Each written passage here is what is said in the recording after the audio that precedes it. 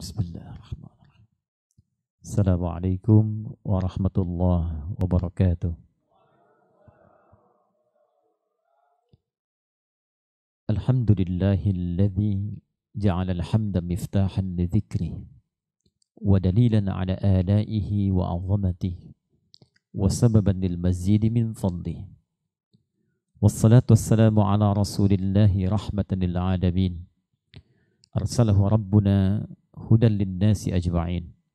ونسلم على هذا النبي الكريم الرسول الأمين سيدنا محمد وعلى آله وصحبه وذرياته وأمته إلى يوم الدين وبعد.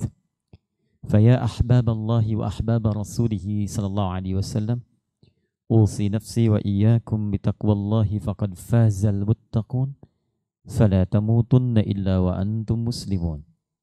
فقال تعالى: يا أيها الذين آمنوا اتقوا الله حق تقاته ولا تموتن إلا وأنتم مسلمون. Keluarga besar Yayasan Badan Wakaf Sultan Agung yang seluruhnya izinkan kami mengawali untuk bermohon pada Allah semoga senantiasa dirahmati, diberkahi dan dilindungi oleh Allah Subhanahu wa taala. Ayahanda Al-Habib Hasan, Ketua Yayasan Badan Wakaf Sultan Agung, hafidhakumullah ta'ala, Ketua Dewan Pembina Bapak Ahmad Azhar, tadi disebutkan juga bagian dari Dewan Pengawas Profesor Abdul Jamil, yang lainnya seluruh sivitas akademika dari Unisula, kemudian dari rumah sakit, dan saya bisa katakan seluruh keluarga besar saja untuk memudahkan yang terkait dengan Yayasan Badan Wakaf Sultan Agung ini. Sekali lagi sangat bersyukur pada Allah Subhanahu wa taala diberikan kesempatan untuk bisa hadir langsung di pondasi Khairu Ummah yang insya Allah melahirkan generasi terbaik untuk Indonesia saat ini.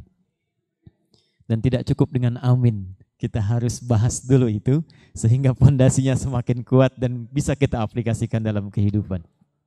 Saya pada Al-Habib Hasan barusan bertanya. Saya bilang, Al-Habib, ini pendiri Yayasan Badan Wakaf ini, apakah ada keterkaitan genealogis dengan Sultan Agung atau tidak? Beliau sampaikan tidak, Ustaz, secara langsung. Di situ langsung jiwa saya bergetar. Bagaimana merasakan visi yang sangat panjang dan pola pikir yang sangat dalam, kalau tidak boleh saya katakan jenius, dalam pemilihan satu nama yang mewakili seluruh lintas kebutuhan di Nusantara, bahkan di Indonesia. Jadi Bapak Ibu sekalian, Sultan Agung itu menurut minimal pengetahuan kami, itu bernama asli Raden Mas Jatmiko, atau disebut juga Raden Mas Rangsang, putra dari Panembahan Hanyakrawati yang punya istri Ratu Mas Diah Benawati. Ratu Mas Diah Benawati ini itu putrinya Pangeran Benawa. Pangeran Benawa ini siapa? Anaknya dari Abdurrahman, dikenal juga dengan Joko Tingkir. Putra dari seorang bernama Abdullah. Abdullah itu putra dari Abdul Aziz. Abdul Aziz putra dari Abdul Fattah. Abdul Fattah putra dari Maulana Ishaq. Raden, ayah dari Raden Ainul Yakin atau nama lainnya Sunan Giri. Nah, saya ingin terangkan sedikit dulu. Di nasab Maulana Ishaq ini yang tadi saya sebutkan ke Joko Tingkir, itulah juga salah satu nasab yang tersambung ke Hadratus Syekh Kiai Haji Muhammad Hashim bin Asy'ari. Jadi saya baca beliau punya 19 kitab. Saya membaca dan coba memahami, menghafalkannya. Itu kitab pertamanya Adabul Alim wal Muta'allim. Kalau Anda buka di halaman ketiga, paling kanan sebelah atas, Mas. Jadi disebutkan huwa Muhammad Hashim bin Asy'ari bin Abdul Wahid bin Abdul Halim, ya, bin Abdul Halim al-Mulaqab bi Pangeran Benawa. Nah, kemudian disambungkan bin Abdurrahman al-Mulaqab bi Joko Tingkir. Siapa Abdurrahman ini? Sambungkan ke yang tadi, ya, bin Abdullah, kemudian bin Abdul Aziz bin Abdul Fattah. Abdul Fattah anaknya Maulana Ishaq, ayah dari Walid Raden Ainul Yakin yang dikenal dengan Sunan Giri. Jadi nasabnya Sultan Agung ini juga senasab dengan Hadratus Syekh Muhammad Hasim bin Asy'ari yang juga bertemu di Maulana Ishaq dengan Kiai Haji Ahmad Dahlan. Kiai Haji Ahmad Dahlan itu nama aslinya Muhammad Darwish. Nanti belajar dengan Kiai Haji Muhammad Hasyim bin Asy'ari di Semarang ini dengan Kiai Haji Soleh Darat. Direkomendasikan kemudian belajar ke Syekh Ahmad Khatib Al-Minangkabawi kemudian di Mekah.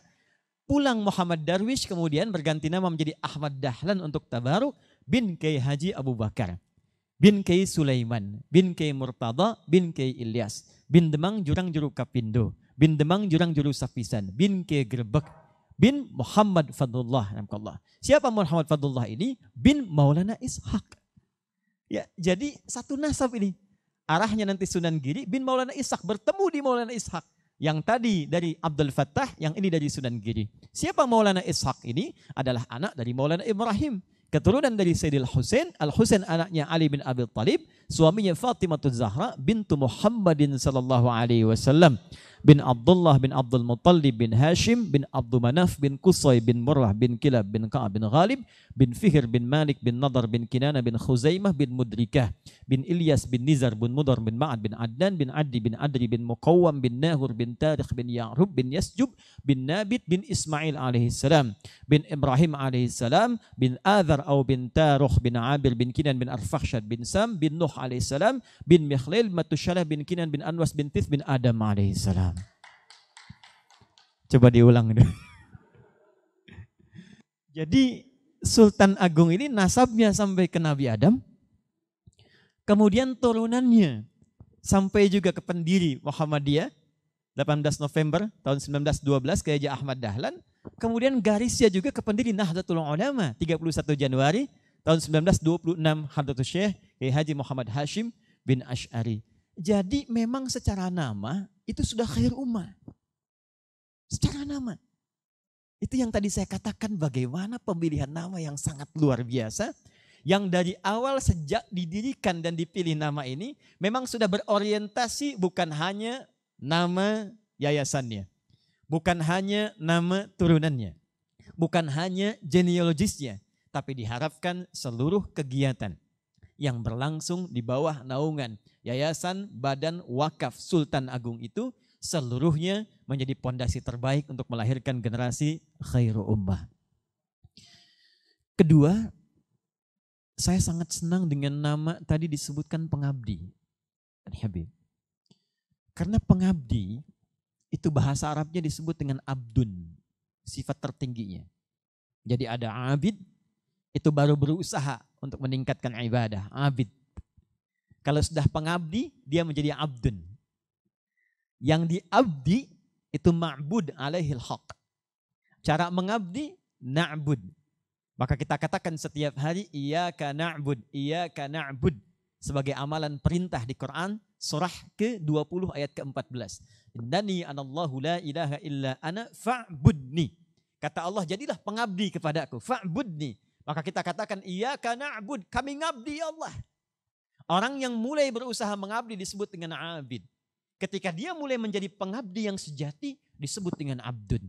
Dan penting kami sampaikan, abdun inilah tingkat tertinggi yang disebutkan dalam Al-Quran yang dijamin mendapatkan penghargaan langsung dari Allah Subhanahu wa ta'ala. Kalau bukan terangkat derajat, maka keberkahan yang diberikan oleh Allah Subhanahu wa ta'ala. Jadi bukan nabi, tolong catat ini, bukan rasul, gelar tertinggi yang Allah berikan di dalam Al-Quran kepada seorang hamba, tapi abdun. Karena itulah ketika Rasulullah SAW akan mendapat apresiasi tertinggi dari Allah Subhanahu wa ta'ala, langsung diisrakan, dimi'rajkan, dipilih kalimat oleh Al-Quran, bukan nabi, bukan rasul, tapi kalimatnya menggunakan kata abdun. Subhanalladzi asra bi'abdihi laylan minal masjidil harami ilal Masjidil Aqsa alladzi barakna haulah linuriyahu min ayatina innahu huwas samiul basir. Jadi saya tidak heran kalau tadi dikatakan Masya Allah dari lahan 400 jadi 400.000. Berkah jadi rumah sakit, berkah banyak fakultas, berkah banyak orang-orang sembuh dengan izin Allah Subhanahu wa taala, sepanjang sifat pengabdi ini dijaga dengan keikhlasan kepada Allah Subhanahu wa taala. Ini bagian yang kedua. Bismillahirrahmanirrahim. Bapak Ibu sekalian hadirin dan yang tersambung lewat online pada saat ini. Visi membangun khair ummah dalam pandangan Al-Quran. Kita ingin pecah dulu untuk mendefinisikan secara detail topik yang kita akan uraikan sehingga pemahaman kita bisa menjadi lebih spesifik. Pertama, apa itu khair? Sehingga kita bisa menampilkan kata khair ummah.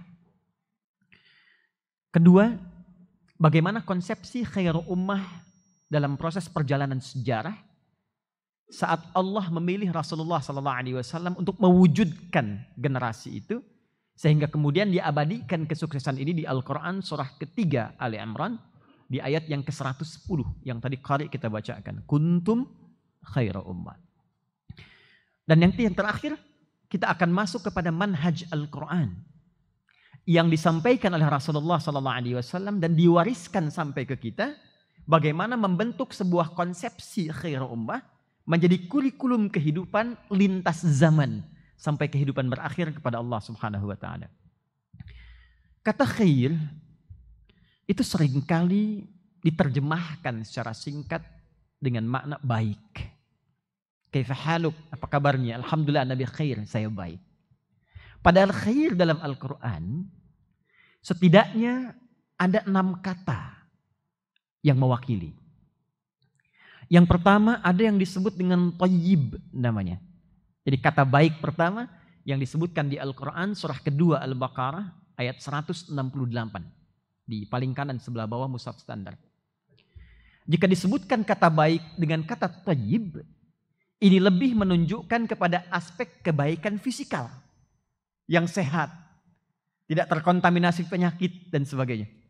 Karena itu Al-Quran memberikan sebuah kurikulum dalam kehidupan ketika kita ingin mengonsumsi apapun ke dalam tubuh kita, maka cari yang menyehatkan supaya tubuh sehat dan kuat. Maka turunlah Quran surah kedua ayat 168 mengatakan, Ya ayyuhan nasu kulu mimma fil ardi halalan thayyiban. Hei semua manusia tanpa kecuali. Dan disebutkan dengan menggunakan ya, panggilan tanpa batas. Disebutkan 361 kali dalam Al-Quran. Padahal di gramatikal bahasa Arab itu huruf nida ada 14. Ada a, ya, wa, tapi di Quran semua ya. Ya, karena ya ini yang paling fleksibel dan mencakup semua fungsi huruf nida yang lain. Nidaul qarib, nidaul mutawassit, nidaul ba'id. Ya, memanggil orang yang dekat, menengah dan jauh sekaligus. Ya ayyuhan nasu, hei semua manusia tanpa kecuali. Disambung dengan ayyuha disebutkan 150 kali dalam Al-Quran. Ayyunya munada untuk menguatkan, haknya tanbih. Jadi kalau kita ingin mengartikan secara tafsir, hei semua manusia tanpa kecuali. Aku tegaskan, aku ingatkan ya, semua anas disebutkan 241 kali dalam Al-Quran. Menunjuk manusia secara komunal keseluruhannya. Tidak disebutkan dengan bashar, 35 kali menunjuk nafsu dan tampilan fisik yang baik. Tidak disebutkan dengan ins, 18 kali dalam Al-Quran menunjuk kelembutan dan penampakan yang baik. Tidak disebutkan dengan insan, 65 kali disebutkan di Al-Quran menunjuk pada totalitas aktivitas. Tidak ditunjukkan dengan Bani Adam, 7 kali dalam Al-Quran untuk menunjuk genealogi sampai ke Adam. Tapi nas yang mencakup semua makna ini. Kata Allah, hei semua manusia tanpa kecuali. Baik yang dekat, menengah ataupun jauh terasa kepadaku. Aku ingatkan, aku tegaskan.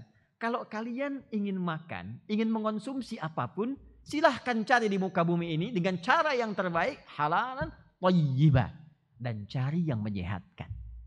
Thayyib.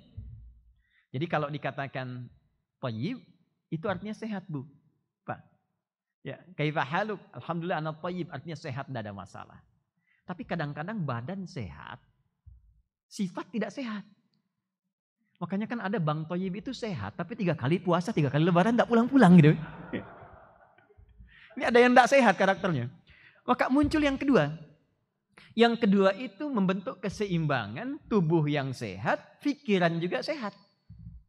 Yang kedua itulah yang disebut dengan khair namanya. Jadi kalau sudah disebutkan khair, itu sudah menunjuk karakteristik. Sifat-sifat dasar yang menghadirkan nilai-nilai kebaikan dalam hidup. Sabar itu khair. Jujur itu khair. Qanaah itu khair. Segala sifat yang mencakup nilai-nilai kebaikan itu khair namanya.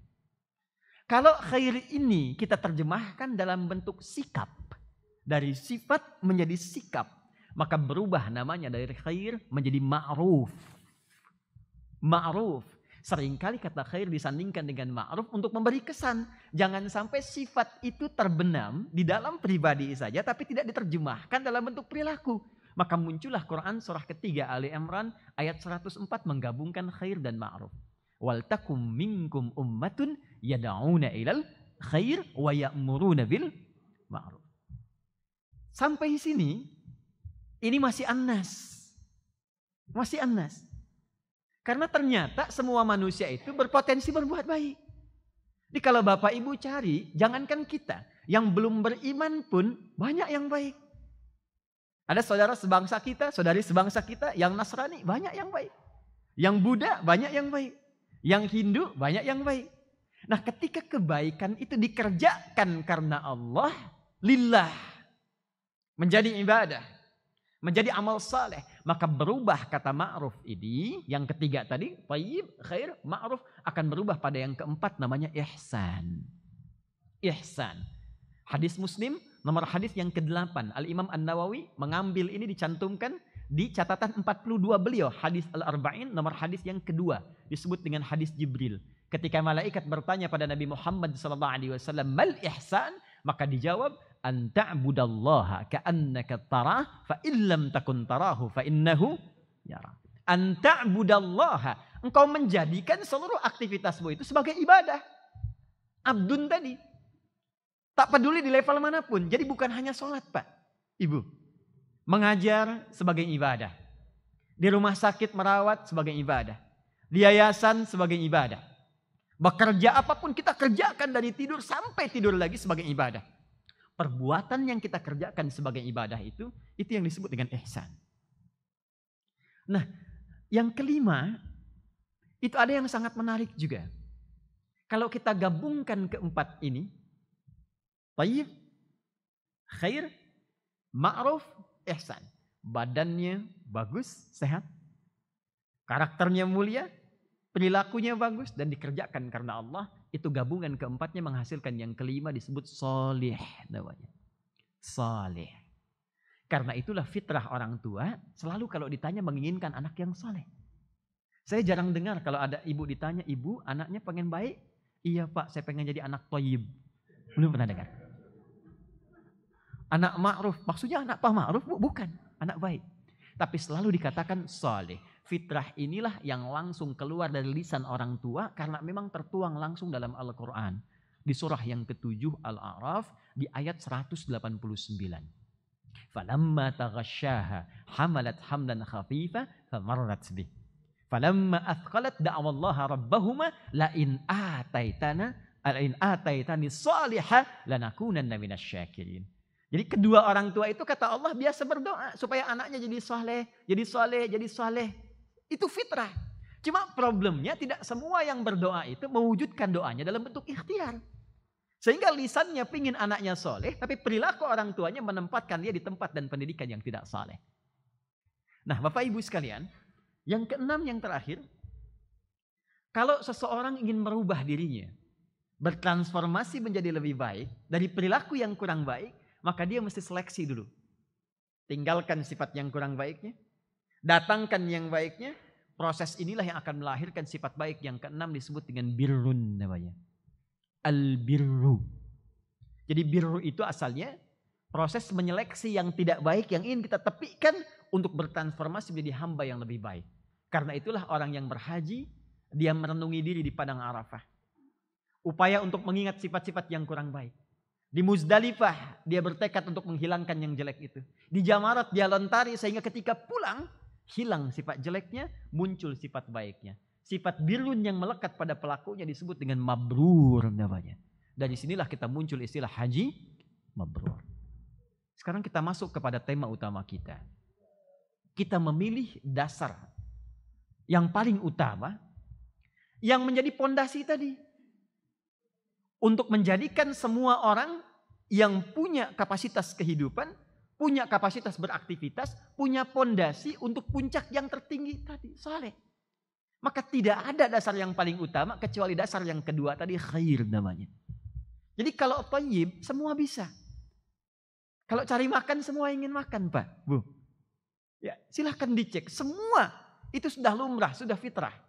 Tapi ketika kita ingin meningkatkan kualitas kehidupan diri kita, menjadi tatanan kepribadian yang lebih baik, maka kita butuh pondasi dasar untuk bertransformasi menjadi manusia mulia. Apa dasarnya? Itu yang tadi kita bahas pada puncak kebaikan kedua disebut dengan khair. Disinilah pijakan kita akan dimulai. Baik. Quran surah ketiga Ali Imran ayat 110. Allah langsung memberikan pengakuan akan keberhasilan Rasulullah SAW dalam mentransformasikan tatanan masyarakat yang sangat berada di titik nadir kegelapan.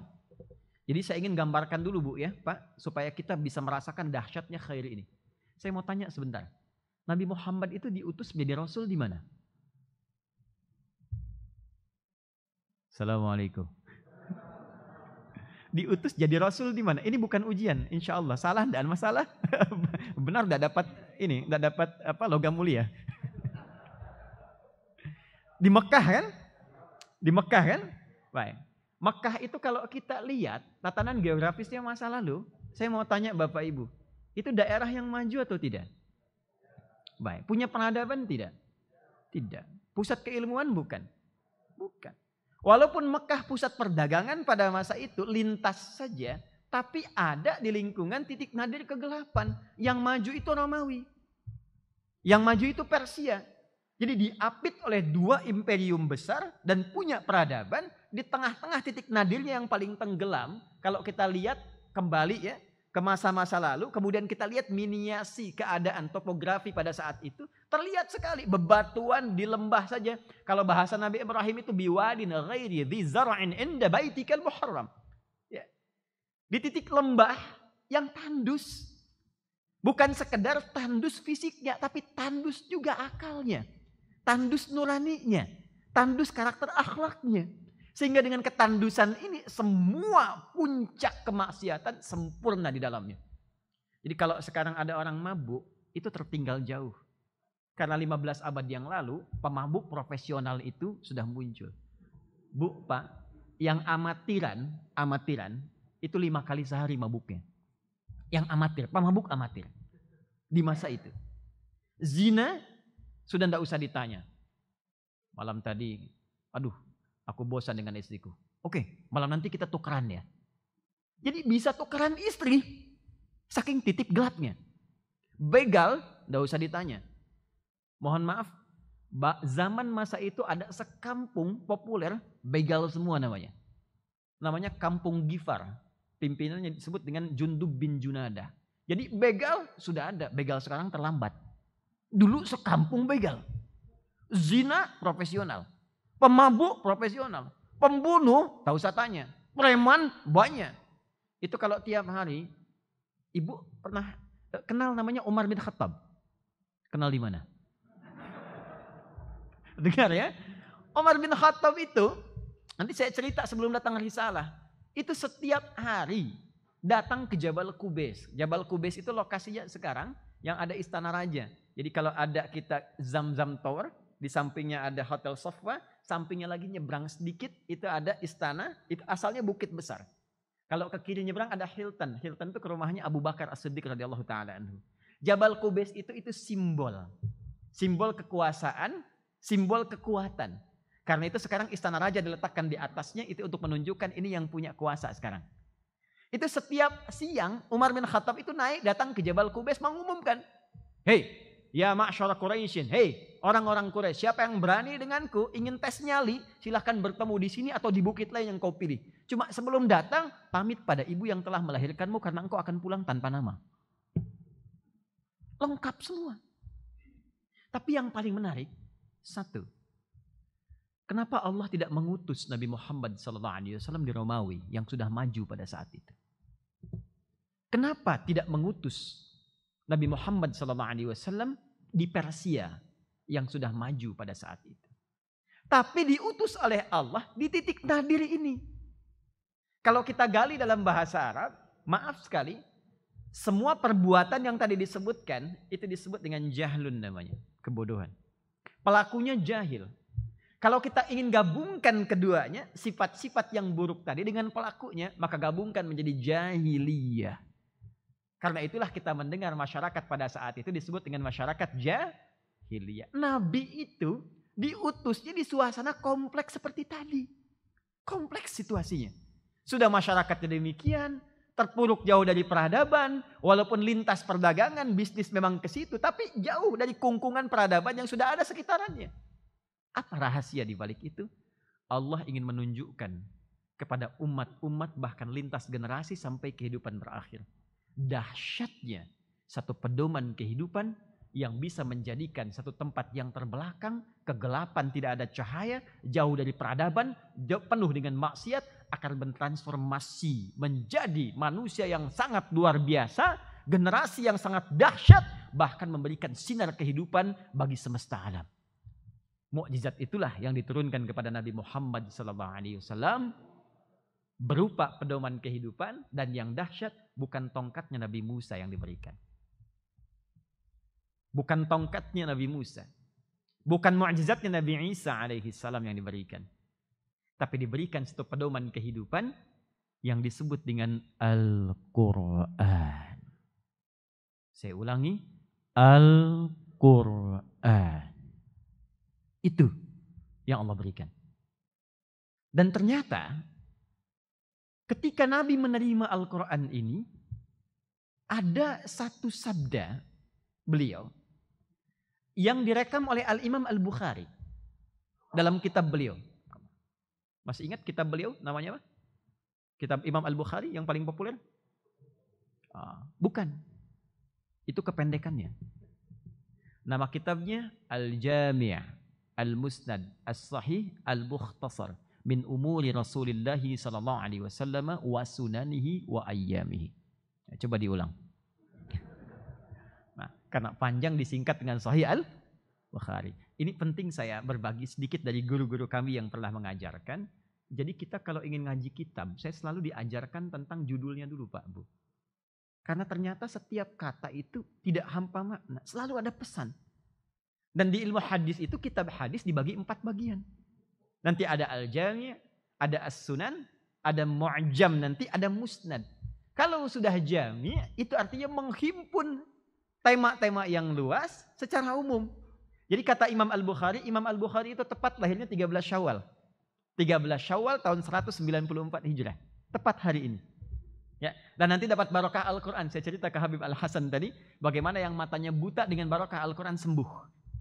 Nanti kita cerita sedikit. Nah, Al-Imam Al-Bukhari ini menamai kitabnya dengan Al-Jami'. Di kitab saya ini, saya himpun kata beliau, ini banyak topik, banyak tema. Ada berapa temanya? 97 tema. 97 tema. Di setiap tema ada subtema, setiap subtema ada hadis-hadis Nabi SAW. Saya periksa semua sahih. Tersambung ke Nabi SAW. Saya sajikan dengan singkat dan isinya semua kegiatan harian Nabi dan sunnah-sunnahnya.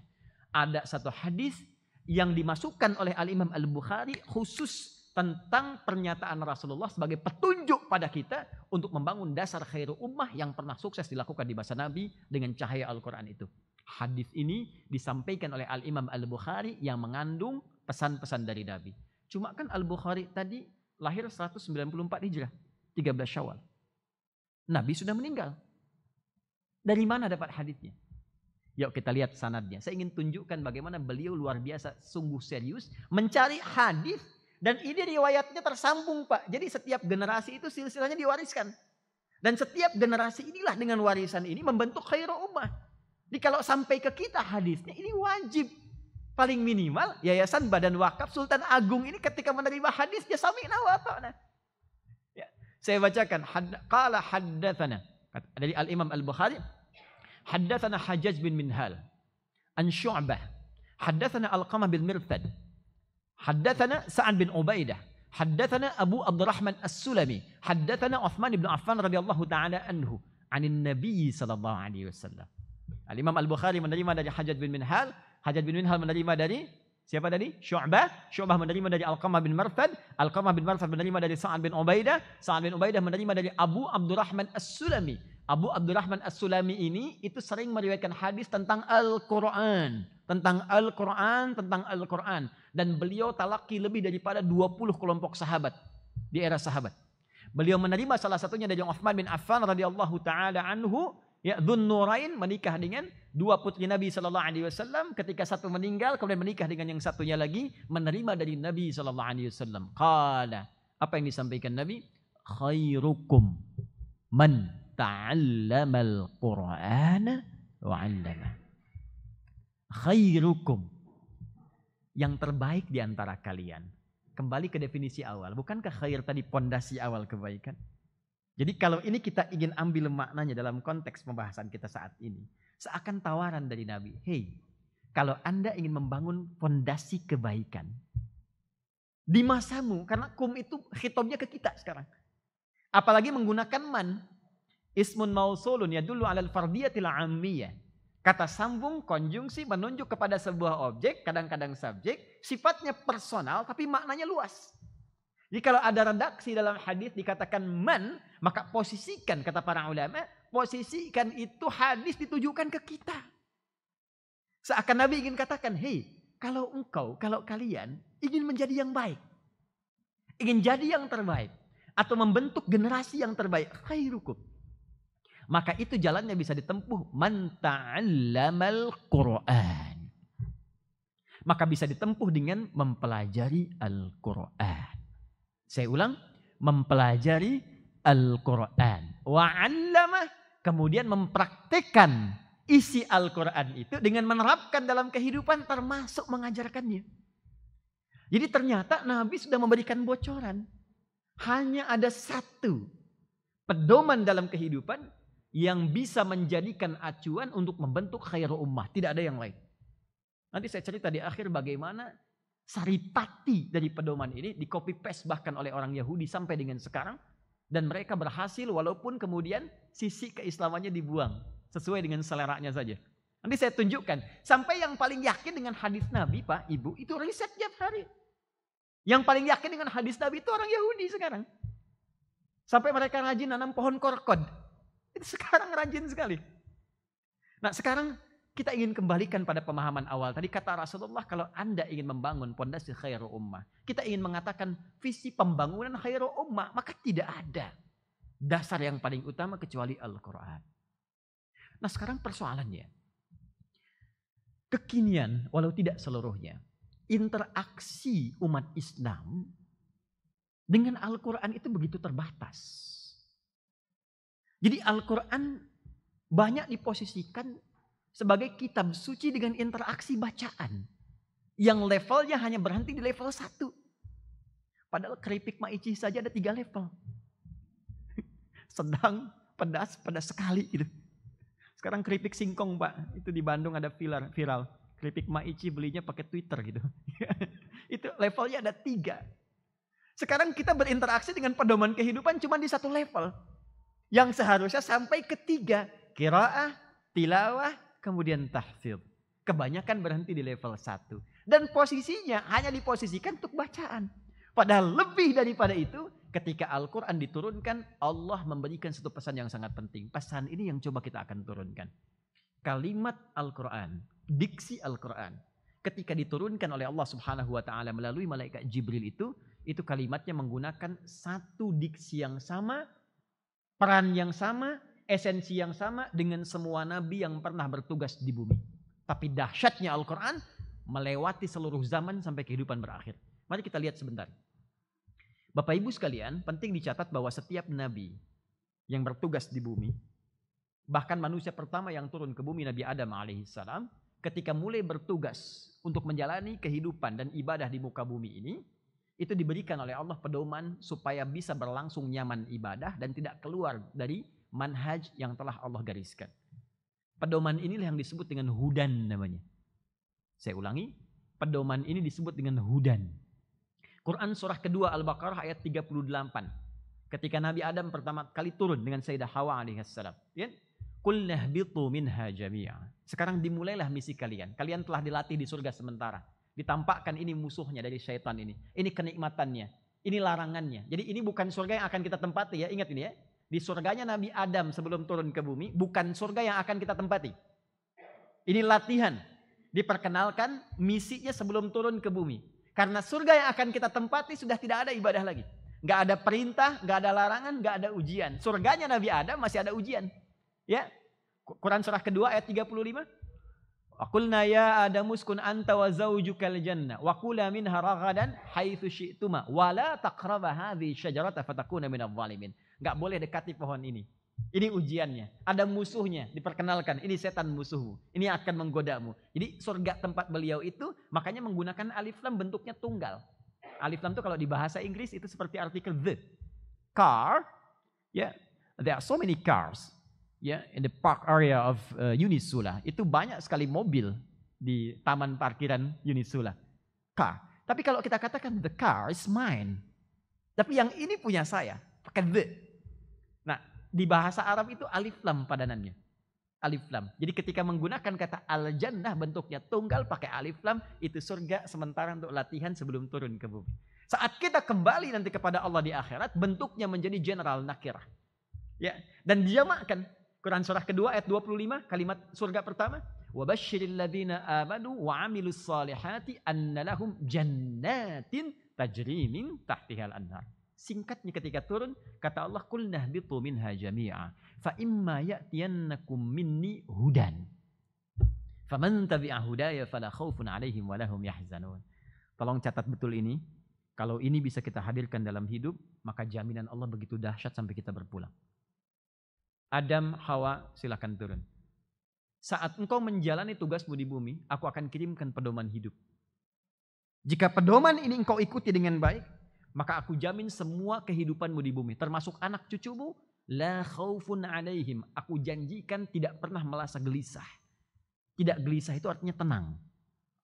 Tidak gelisah artinya tenang. Walahum yahzanun, dan tidak pula merasa sedih. Tidak sedih itu artinya senang. Jadi sebetulnya visi dan misi kehidupan di bumi ini, Bapak Ibu, aktivitasnya tenang dan senang. Menyenangkan dan menenangkan. Jadi seharusnya, maaf sekali, di rumah tangga itu harusnya tenang dan menyenangkan. Di pekerjaan itu tenang dan menyenangkan. Interaksi sosial itu tenang dan menyenangkan. Sepanjang mengikuti hudan. Tapi kalau bergeser dari hudannya, persoalan muncul. Nabi Adam meninggal, melahirkan generasi setelahnya. Nabi Nuh datang. Kemudian terus ke Nabi Ibrahim, kemudian terus sampai ke Nabi Muhammad. Semua nabi ini ketika diutus oleh Allah, semua membawa bekal dengan misi nama yang sama, namanya hudan. Cuma memang nama spesifiknya dibedakan untuk menunjukkan perbedaan generasi antar nabi. Contoh, saya tanya Bapak Ibu, Nabi Musa kitabnya apa namanya? Taurat kan? Ya, Nabi Musa itu keturunan dari Levi. Ya, Musa bin Imran, tapi bukan Imran yang bapaknya Maryam. Bukan yang di Ali Imran. Musa bin Imran, Imran bin Qahat, ya, Qahat bin Adar, Adar bin Levi. Levi ini anak ketiga dari Nabi Ya'qub alaihissalam, dari istri yang ketiga. Ya, dari istri yang pertama. Jadi Nabi Ya'qub nanti punya 4 istri, Laya, kemudian Rahil, kemudian yang ketiganya Zulfa, yang keempatnya itu Balha. Ya, dari istri pertamanya Laya punya 6 orang anak. Yang pertama Rabin, kedua Syam'un atau Simon, yang ketiga Levi, keempat Yahuda, yang kelima Azakar, yang keenam Zabalun. Nah, yang ketiga Levi ini menurunkan Musa alaihissalam. Ya. Kemudian nanti dari Yahuda yang keempat menurunkan Nabi Daud alaihissalam, Nabi Sulaiman alaihissalam. Dari Rahil punya 2 orang anak, satu Yusuf ya alaihissalam jadi nabi, yang kedua Bunyamin. Ida Royani nggak masuk di situ. Cuma 2 itu. Jadi Yusuf dan Bunyamin. Nah, nanti Musa ini dapat tugas diberi kitab Taurat.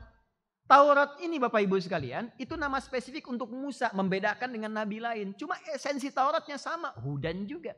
Buka Quran surah 17. Di ayat yang kedua.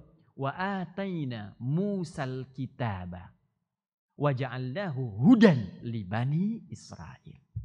Kami berikan kepada Musa kitab. Apa kitabnya? Taurat. Tahu dari mana? Ali Imran ayat ketiga. Nazzala 'alaikal kitaba bil haqqi Ya, musaddiqan lima baina yadayhi wa anzalat Taurat. Untuk siapa? Musa. Apa isinya? Hudan. Nabi Isa alaihissalam dapat Injil. Injil apa fungsinya? Hudan juga. Fihi hudan. Di dalamnya ada hudan. Ya, jadi semuanya hudan. Cuma bedanya Nabi Musa terbatas untuk kaumnya Bani Israel. Nabi Isa alaihissalam terbatas untuk kaumnya juga. Ya, jadi terbatas di satu daerah saja. Ya, daerah Palestina sekarang. Jadi kalau sampai ke Indonesia kejauhan sebetulnya. Ya, itu terbatas. Nabi ada yang satu masa nabinya dua, Bu. Pak. Nabi Ibrahim itu di masa beliau nabinya dua. Satu Nabi Ibrahim, kedua Nabi Lut, keponakannya. Karena itu ketika malaikat akan menjadikan permintaan umat Nabi Lut itu ya terkabul, minta diazab, maka datang kemudian sekelompok malaikat sebelum datang ke umat Nabi Lut, mampir dulu ke umat Nabi Ibrahim alaihissalam. Mampir ke tempat Nabi Ibrahim. Itu ada kisahnya di Quran surah 51 ayat 24 sampai dengan ayat 30. Nah, saya kembali ke Nabi Muhammad. Nabi Muhammad pun sallallahu alaihi wasallam ketika dianugerahi oleh Allah Al-Quran, itu jelas fungsinya sama dengan yang sebelumnya. Esensinya serupa. Apa itu? Quran surah kedua ayat 185. Syahru Ramadan alladzi unzila fihi al-Quran hudan linnas. Fungsinya sama-sama hudan. Pedoman hidup. Cuma bedanya, kalau umat yang dulu terbatas di masanya saja, kalau untuk Al-Quran itu lintas zaman. Karena nabinya diutus untuk umat yang terakhir sampai kehidupan berakhir. Karena itu dahsyatnya Al-Quran. Dari sejak diturunkan, itu akan terjaga abadi sampai kehidupan berakhir di umat manapun, di lintas generasi manapun, sepanjang mereka pernah beraktivitas dan hidup di bumi. Gak ada batas. Karena kalimatnya menggunakan nas, linnas untuk semua manusia tanpa kecuali. Alif lamnya istighraq di situ. Artinya kalau kita tarik ke tema kita sekarang, kalau di masa Nabi Muhammad Al-Quran bisa menjadikan khairu ummah, maka setelah Nabi pun bisa khairu ummah lagi. Karena lintas zaman. Setelah itu pun bisa khairu ummah lagi. Setelah itu bisa khairu ummah lagi. Sepanjang umat di masanya itu mau menjadikan Al-Quran sebagai pedoman dalam kehidupan. Saya tidak akan terlalu panjang masuk kepada pembuktian tentang mukjizat Al-Quran. Kan nanti terlalu luas waktunya. Tapi kalau nanti ada tuntutan untuk membuktikan kebenaran Al-Quran, kita bisa tampilkan begitu dahsyat Al-Quran dibandingkan dengan kitab-kitab lain. Saya ingin masuk langsung kepada bagian pondasi yang paling penting, bagaimana mengambil petunjuk Al-Quran untuk menghadirkan khairu ummah. Ibu bapak, di antara keistimewaan Al-Quran, yang langsung disyaratkan dalam Al-Quran sendiri, termasuk dalam hadis, tidak ada satupun yang bersentuhan dengan Al-Quran kecuali semuanya menjadi khair. Jadi mulia. Jadi belum apa-apa sudah baik. Coba Al-Quran di bulan apa? Turun di bulan apa? Ramadan. Ramadan bulan mulia tidak? Mulia. Kita suka terbalik memahaminya. Terbalik. Ramadan itu mulia karena itu Al-Quran diturunkan di bulan Ramadan. Karena itu kita baca Al-Quran terbalik. Ramadan itu jadi mulia setelah Al-Quran turun di dalamnya. Karena sebelum Al-Quran turun itu biasa. Tapi ketika Al-Quran diturunkan jadi mulia Ramadan. Berubah jadi sayyidus syuhur. Bahkan jangankan Ramadannya. Turun di malamnya saja kita masih ke waktu. Malamnya Al-Quran turun, malam itu menjadi mulia. Langsung malam yang tadinya lail, Bu, Pak. Jadi lailah. Jadi lailah. Jadi ada lail, ada lailah, itu beda. Kalau lail itu menunjuk waktunya saja, terbentang dari ba'da isya sampai menjelang fajar. Ya, ibu bapak ingin tahajud, kata Allah ambil dari sebagian waktu malam, dari ba'da isya sampai dengan menjelang fajar, tidur sebentar. Karena hajada itu artinya tidur, bangun, beraktivitas. Maka muncul Quran surat 17 ayat 79, wa minal laili fatahajjad bi. Dari sebagian malam silahkan pilih untuk bangun malam. Jadi kalau masih lail itu waktu. Jamaknya layali. Turunannya leli, lala, lili. Itu malam. Ibu leli, ibu malam-malam. Tapi kalau kita ingin katakan ada yang istimewa di malam itu. Beda dengan yang lain. Maka di bahasa Arab tambahkan tak marbutah sebagai sifat keutamaan di ujungnya.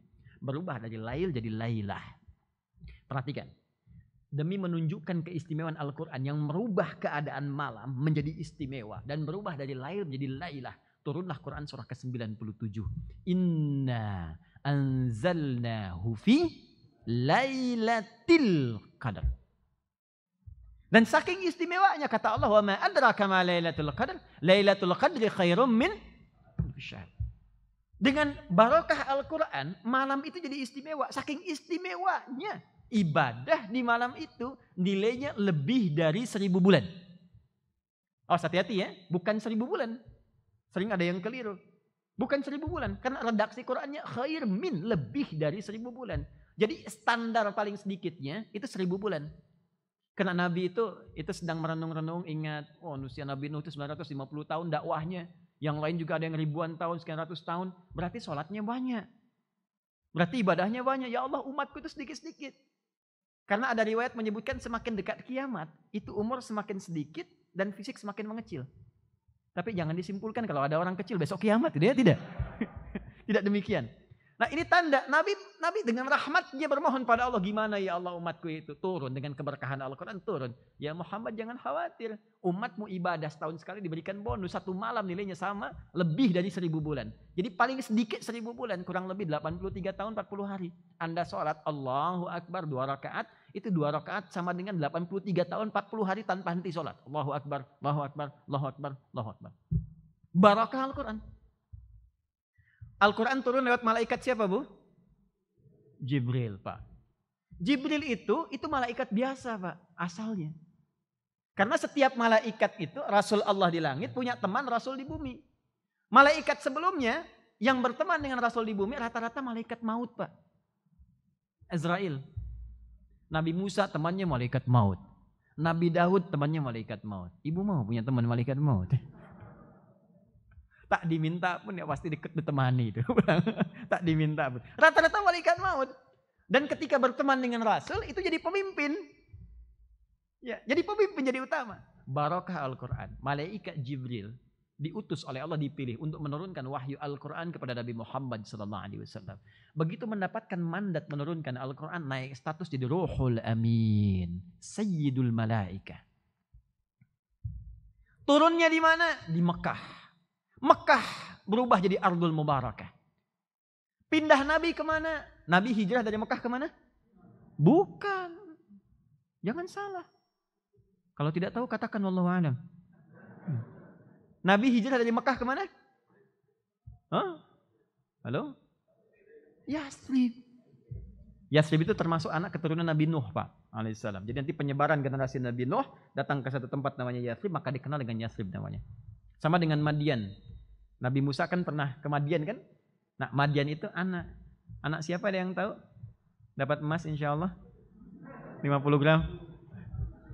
Huh? Tapi jangan googling.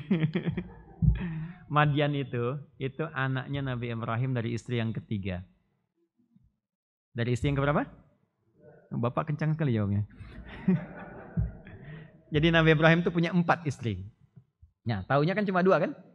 Ya, pertama Sayyidah Sarah, nanti dari beliau turun Nabi Ishak alaihissalam, dari Ishak turun Yakub, dari Yakub nanti turun 12 anak lagi. Disebut dengan Asbat atau Bani Israel nanti. Kemudian yang kedua ada Sayyidah Hajar. Ya, Hajar Al-Qibtiyah Al-Misriyah. Dari beliau turun Nabi Ismail alaihissalam sampai ke Nabi Muhammad sallallahu alaihi wasallam. Yang ketiga Sayyidah Qantorah bin Yaqtan.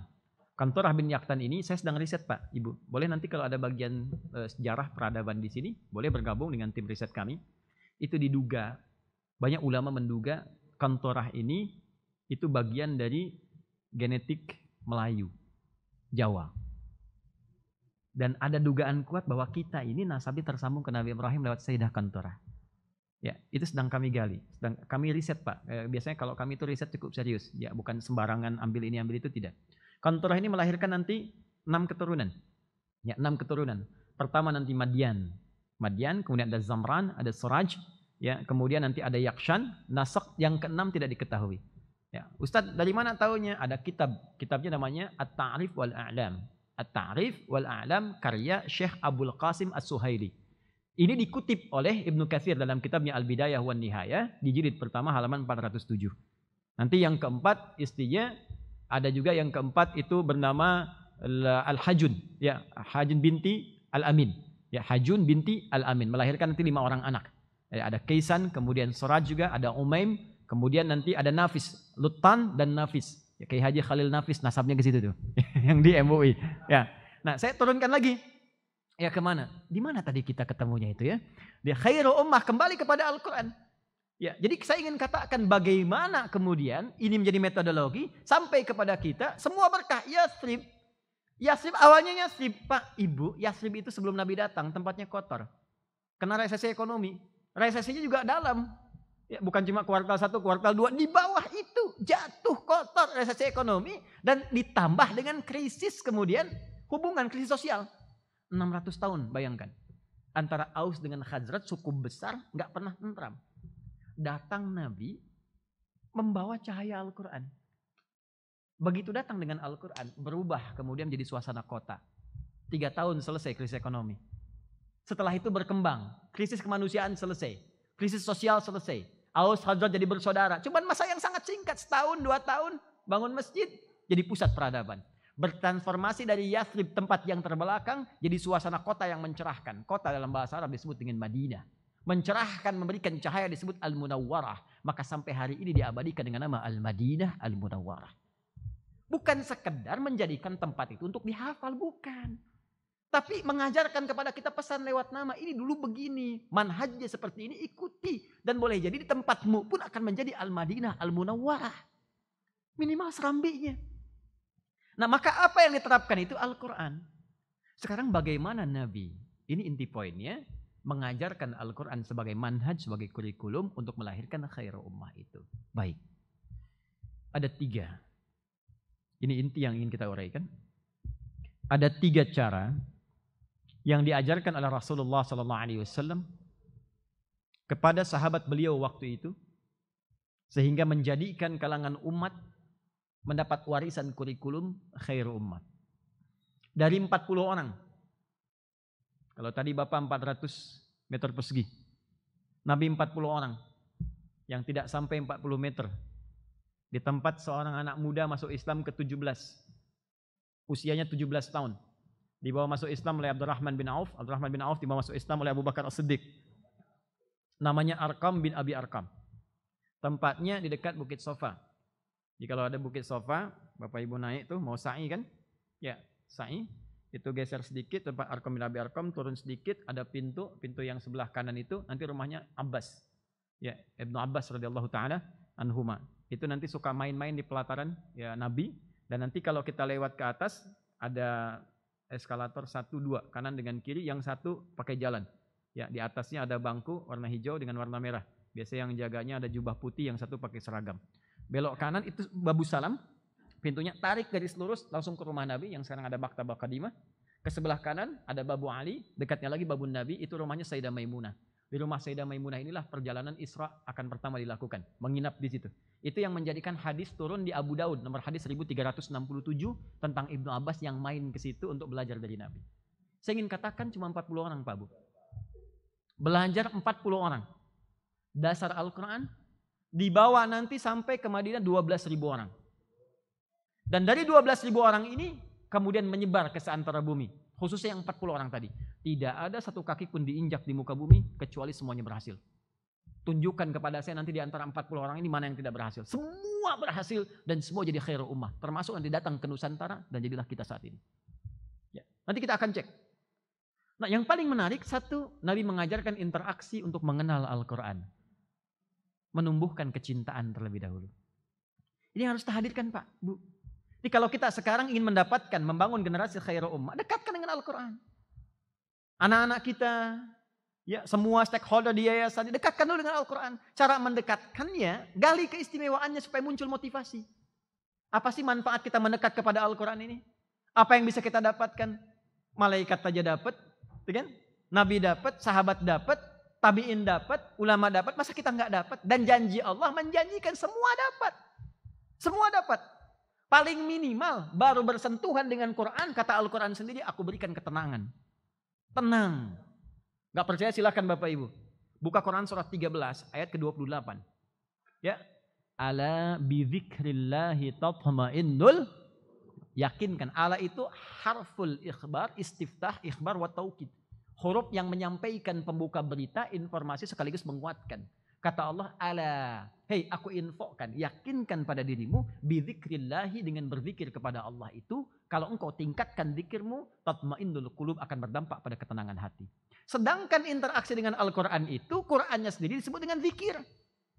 Buka Quran surah ke-15 ayat 9. Inna nahnu nazzalna dzikra wa inna lahu lahafidhun. Kamilah yang telah turunkan Al-Quran itu sebagai zikir. Dan kami janjikan akan dijaga. Jadi kalau kita sedang berinteraksi dengan Al-Quran, itu kita sedang berzikir kepada Allah. Dan dahsyatnya zikir kalau benar, memberikan ketenangan kepada jiwa. Ibu kalau nggak percaya, bapak nggak percaya, sedang ada persoalan, alih-alih Anda bikin status yang kontraproduktif. Ya. Banjir di depan bikin status. Nggak nyangka ya banjir. Loh, udah nyangka.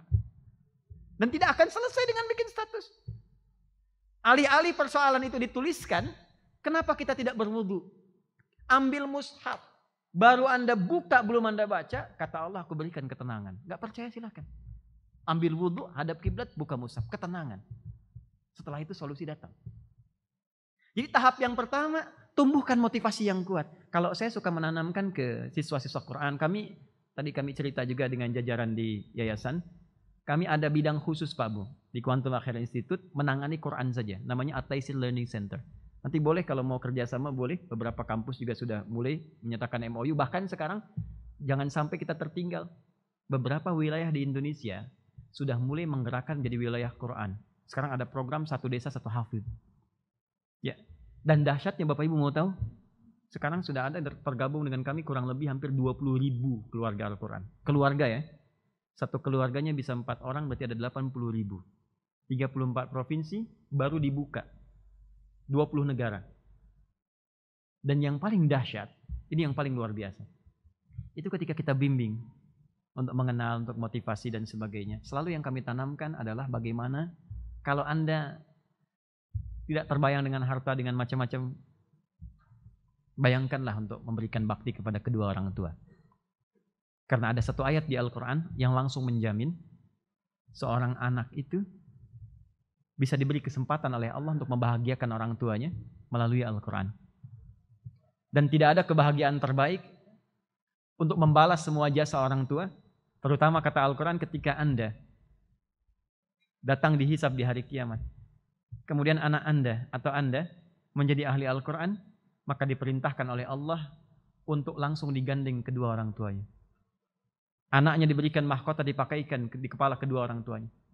Kemudian diperintahkan dia menggandeng pasangannya dan seluruh keluarga besarnya masuk ke surga, dipimpin oleh ahli Quran, disambut oleh seluruh malaikat berjajar di pintu surga.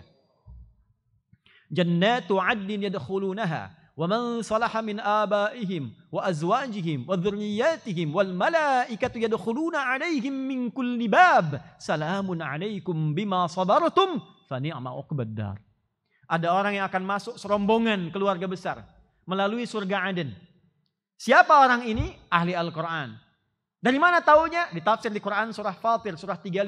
Ayat 33 menerangkan ahli Al-Quran dengan redaksi pembuka yang sama.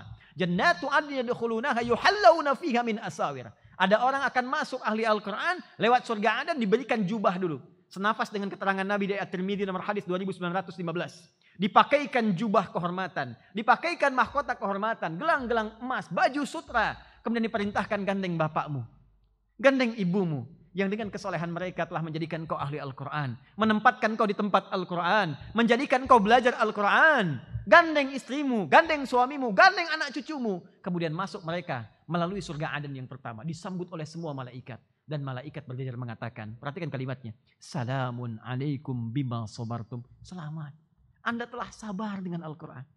Mungkin lelah saat di dunia, mungkin capek, mungkin bosan, mungkin banyak tantangan. Engkau lewati itu semua, selamat, engkau telah tiba di sini. Silahkan nikmati surga yang telah dijanjikan, yang tidak pernah dirasakan sebelumnya. Fa ni'ma 'uqbad dar. Itu saya sampaikan ke ahli Quran, Pak, Ibu, yang tengah menghafal. Anda tahu apa yang terjadi? Saya ingin katakan lintas batas. Bukan hanya orang tua, pemuda, anak kecil, yang melihat, yang tidak melihat, sampai yang sepuh. Ada kedahsyatan yang terjadi. Ramadan kemarin kami adakan karantina kedua, virtual. Menghafal Quran, 30 hari menghafal 30 juz. Hari ke-25 ada seorang ibu usia 55 tahun hafal Quran 30 juz. Hari ke-21 sebelumnya ada 26 tahun hafal Quran 30 juz. Ada anak kecil hafal Quran 30 juz. Ada orang dewasa, ada kakek-kakek juga 72 tahun usianya. Bapak baru 71. Ya. Itu luar biasa dahsyatnya. Jadi untuk mendapatkan kecintaan, bagian dari Quran, wujudkan kecintaan dulu. Kalau dunia nggak usah dihitung Pak. Kalau nggak percaya berkah Quran tuh nggak usah ditanya. Silahkan Al-Habib Bukit banyak pengalamannya. Demi Allah saya katakan, ini dari ujung kepala sampai ujung kaki. Saya nggak pernah beli. Dari ujung kepala sampai ujung kaki. Hanya untuk mencinta, baru modal cinta aja Pak Bu. Dari kepala sampai ujung kaki. Sampai saya sering menangis. Hanya untuk mengungkapkan, ya Allah tunjukkan pada saya bagaimana cara mensyukuri nikmat-Mu. Hanya untuk minta syukur Pak, saya nangis. Pernah saya minta, ya Allah tunjukkan saya bisa beramal dengan harta. Sampai saya kapok, ya Allah cukup sudah, cukup. Nggak bisa lagi. Karena saking banyak yang dipenuhi. Itu kadang-kadang Pak, habis buah di rumah. Mau beli, datang buah lagi. Habis makanan, mau beli, datang makanan lagi. Dan itu kisah ini banyak mengalami. Ada seorang ahli Quran, satu keluarga. Ibunya cuma ngangkat kayu bakar, bapaknya kerja, kuli bangunan. Tapi kalau Anda datang bertamu, ceritanya indah sekali. Alhamdulillah, keberkahan bagi kami. Abi itu kalau kerja dapat uang banyak sekali. 500 ribu per bulan, banyak sekali. Dan semua dihidangkan, makanan, ikan, buah-buahan, apa ada semua. Dan dahsyatnya semuanya ceria. Dan tak pernah merasa kekurangan. Dimanapun keadaan hidupnya. Maka Quran itu, Pak, sudah banyak anak-anak kecil kami, ahli Quran. Bapak ibunya nabung untuk umrah, untuk haji, tidak dapat. Begitu selesai kami bikin khataman, haflah di Istiqlal, 250 ribu orang kami datangkan 12 duta besar. Saya perkenalkan, bukan cuma di Arab, bukan cuma di Mekah, di Madinah. Ini ada anak kecil, bahkan ada yang buta, ada yang tukang beca. Mereka hafal Quran. Dubes Saudi langsung angkat tangan mengatakan, saya hajikan semuanya. Anaknya yang hafal Quran, bapak ibunya ikut haji. Tukang becak yang kayu hafal Quran, haji. Ada yang buta cuma nulis, bagaimana yang buta bisa belajar Quran? Haji. Itulah Quran. Tidak cukup sampai di situ. Bapak Ibu mungkin pernah dengar ada Ahmad Kamil yang dari Jogja, itu asalnya Sultan Agung kan dari Jogja, Mataram kemudian menyebar. Ya, menghafal Quran itu sampai semua orang di Timur Tengah berebut memberikan beasiswa. Sampai saya datang, telepon ini, pejabat itu cuman pengen nanya. Kami pengen berikan beasiswa sampai S3. Saya berapa kali mengatakan, Pak, semua sudah terjamin, Pak. Bahkan sudah punya tabungan rumah sampai S3-nya. Sekarang sedang belajar manhaj ulama. Beberapa ulama rebutan pengen ngajari, Pak. Bapaknya sudah tidak ada, tapi keberkahannya jalan. Tadi saya ceritakan janji Al-Imam Al-Bukhari. Al-Bukhari itu nama daerah. Nama aslinya Muhammad. Punya bapak namanya Ismail, punya kakek namanya Ibrahim. Kakeknya Al-Bardizbah, kakek buyutnya ya Al-Bardizbah, kemudian nyambung ke atasnya sampai dengan ke nasab-nasab yang sangat mulia. Muhammad bin Ismail bin Ibrahim ya bin Al-Mughirah bin Al-Bardizbah, Al-Ju'fi, Al-Bukhari, Al-Khurasani, Al-Uzbekistani. Karena beliau dari Bukhara, maka memperkenalkan diri dengan nama Al-Bukhari. Itu lahir usia 2 tahun, bapaknya meninggal. Tapi bapaknya ahli Quran. Ibunya ahli Quran. Solehnya luar biasa, dekat dengan Allah. Jadi sudah punya visi, kalaupun salah satu meninggal, anaknya tetap lanjut dengan Quran. Maka Al-Bukhari kecil, usia 4 tahun, matanya diuji buta permanen. 2 tahun meninggal bapaknya, 4 tahun buta permanen. Ibunya tetap istiqamah, membawa pesan ayahandanya, suaminya tetap bawakan ke Quran, dekatkan keberkahan. Maka Allah ganti pandangan mata fisik dengan pandangan hati yang sangat luar biasa dan ingatan yang tajam. Masuk ke Syekh Talaqi di Kutab, dibacakan oleh Syekhnya surat Al-Qamar, surah ke-54, awal sampai akhir. Setelah selesai, iseng Syekhnya menguji. Man hafidh? Siapa yang sudah hafal? Semua angkatan Al-Bukhari yang lebih tua dari beliau, diam. Al-Bukhari kecil yang tidak melihat itu mengangkat tangannya. Ana hafidhtu ala sadri qalbi. Ya, saya hafal di dalam kepala saya, kata beliau, dalam jiwa saya. Jadi ada hafal di luar kepala, itu belum hafal. Ada hafal di dalam kepala, sudah hafal. Saya hafal dalam jiwa saya, kaget Syekhnya. Ya, anak kecil usia 4 tahun gak lihat, katakan hafal. Sekali baca, ta'al ya bunai, datang sini. Merabak jalan ke depan, iqra, bacakan. Dibacakan dari awal sampai akhir, bukan hanya hafal, makhrajnya, tajwidnya persis dengan Syekhnya. Kata Syekhnya, komentar pertamanya, minal an tadrusul hadis. Mulai sejak ini engkau belajar hadis. Karena tahu kalau Al-Quran dijaga, dimudahkan, hadis tidak ada jaminan. Maka gembira pulang ke rumahnya mengejar ibunya, dituntun oleh pembantunya, datang ke rumah, Ummi. Hadatsa kada kada kada wa kada wa qala syekh kada. Ibu, tadi di majlis tadi di kutab begini. Syekh minta saya membaca Quran, saya bacakan begini. Kan kata Syekh, minal anta dusul hadis. Mulai sekarang Anda belajar hadis. Saya pengen belajar hadis. Kata ibunya, iktafi bil Quran. Kamu nak punya keterbatasan. Mulai dengan Quran dulu. Setelah itu baru hadis. Karena beliau thiqah dengan syekhnya dan hormat pada ibunya, maka dengan penghormatan dan thiqah ini mengatakan, ya amati. Amati itu bahasa tertinggi untuk sayang pada ibu. Ummi, Umayyah, amati. Abi, Ubay, Buya, abati. Makanya di Quran kalimat abi, abati, ya abati fa'al. Balasannya ya bunai. Maka kata beliau, ya amati, duhai ibunda sayang, demi hormatku kepadamu, uridul hadis. Izinkan saya tetap ingin belajar hadis demi siqahku kepada syekhku. Maka beliau meraba jalan, datang ke kamarnya, ibunya melihat terharu melihat perjuangannya, masuk ke kamar ibunya, berdoa mohon kepada Allah sampai tertidur. Dalam doa dan zikirnya. Mimpi ketemu Nabi Ibrahim.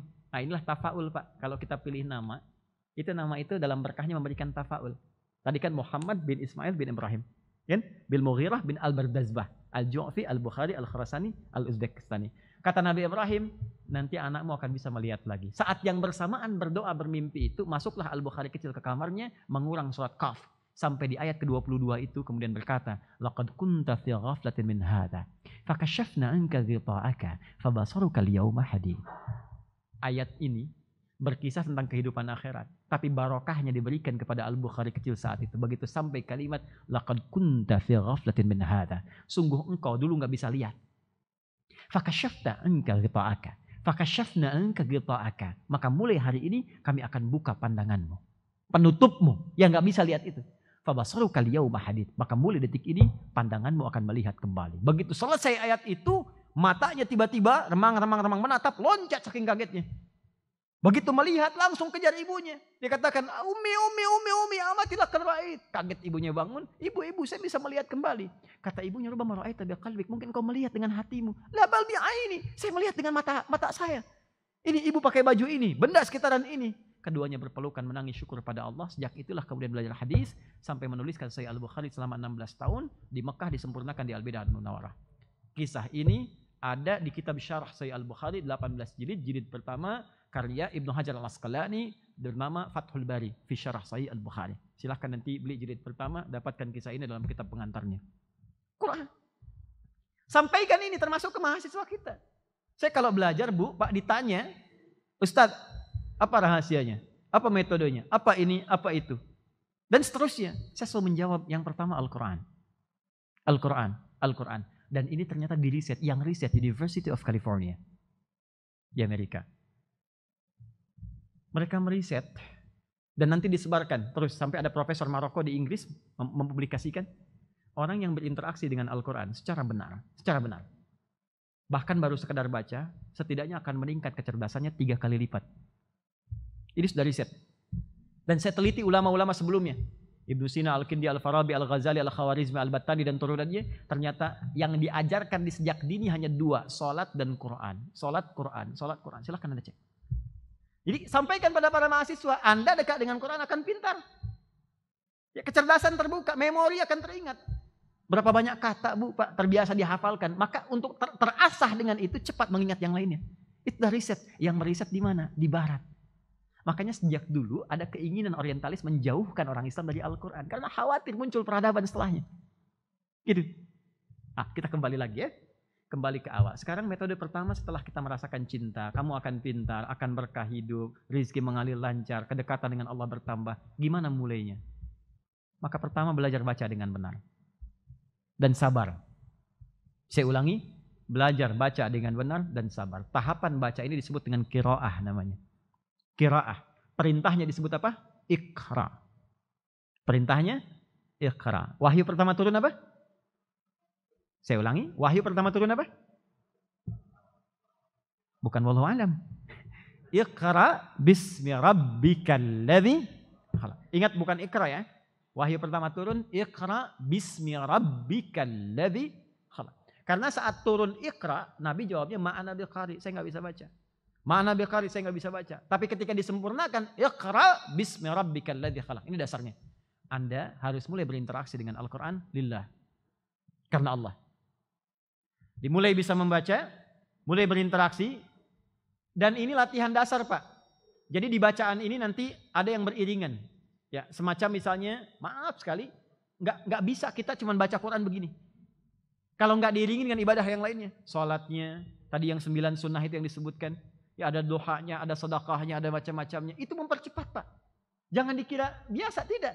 Jadi orang yang rajin sholat itu otomatis membantu dia mempercepat interaksi dengan Al-Quran. Nggak ada orang kalau jarang sholat nggak mungkin bisa buka Quran, mustahil. Orang nggak rajin puasa sunnah mustahil bisa dekat dengan Al-Quran.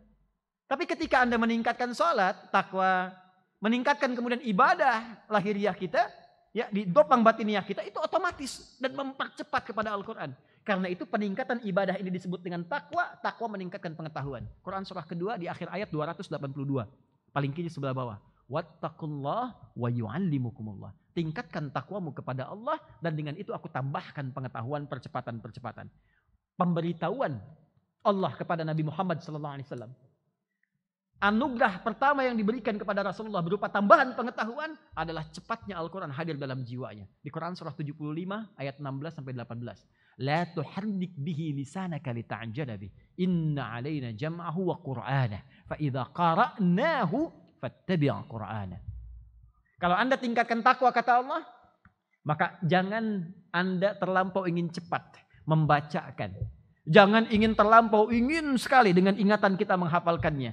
Gak usah terlalu capek, gak usah terlalu lelah. Dengan takwamu itu, aku akan jadikan Al-Quran mudah untuk diakses. Aku percepat engkau bisa pandai untuk membacanya, aku percepat engkau untuk bisa menghafalkannya. Jadi kalau ingin jadi khairul ummah, pertama, tingkatkan ketakwaan kepada Allah. Lalu bangun dasarnya untuk membuka pintu gerbang mengetahui isi Al-Quran. 2, cepat. 2 ini bagian terakhir. Setelah tahu, maka mulai keluarkan kurikulumnya. Interaksi kita untuk mengeluarkan kurikulum Al-Quran itu yang disebut dengan tilawah. Jadi ada qiraah, ada yang kedua apa?